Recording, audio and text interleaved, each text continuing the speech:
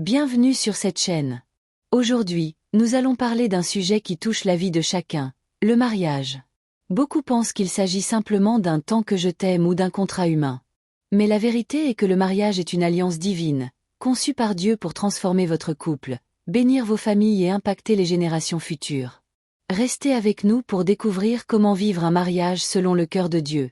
La nature est le fondement divin du mariage. Le mariage est avant tout une institution divine, et non une invention culturelle ou juridique. Avant l'apparition des sociétés ou des lois, Dieu a créé le mariage dans le jardin d'Éden.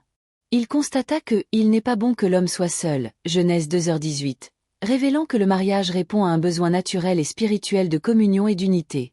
Dieu forma la femme et la présenta à l'homme, établissant ainsi le principe.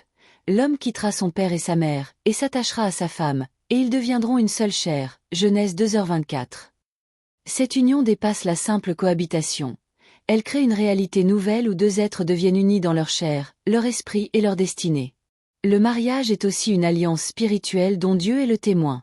Malachie 2h14 déclare « L'Éternel a été témoin entre l'homme et la femme ». Cela montre que le mariage ne se limite pas à un engagement social, mais qu'il est scellé par Dieu, qui en est l'auteur et le garant. Enfin, le mariage trouve son modèle parfait dans la relation entre Christ et l'Église. Marie, aimez vos femmes, comme Christ a aimé l'Église, Éphésiens 5h25.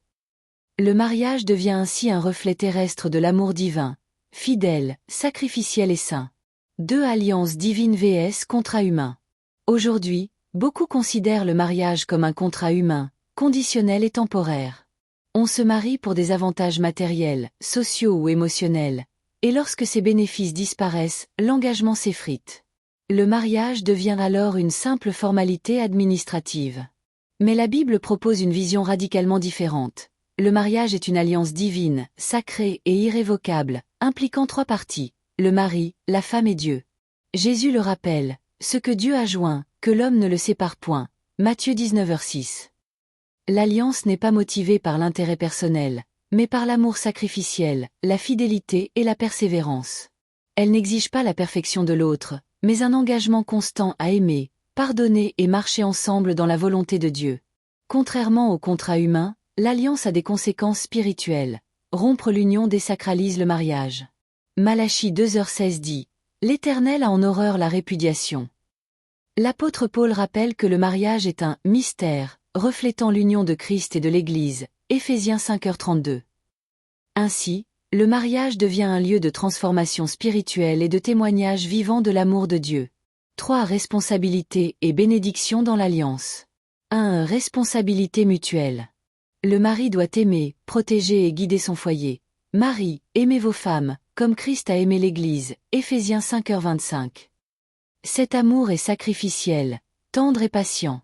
Colossiens 3h19 ajoute « Marie, aimez vos femmes, et ne vous aigrissez pas contre elles ». La femme, elle, est appelée à respecter, soutenir et édifier. Femmes, soyez soumises à vos maris, comme au Seigneur, Éphésiens 5h22.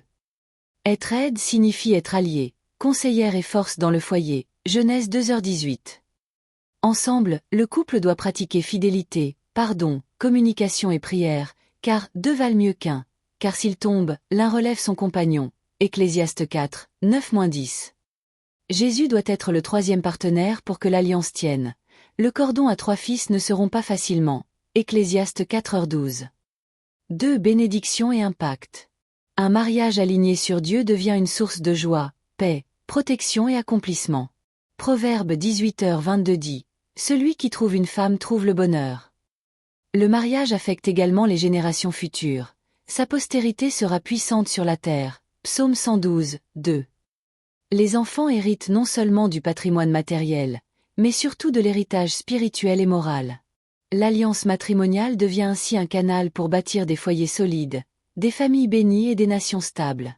Si vous avez appris quelque chose aujourd'hui et que vous voulez construire un mariage aligné sur Dieu, abonnez-vous à la chaîne, likez la vidéo et partagez-la avec vos amis ou votre couple.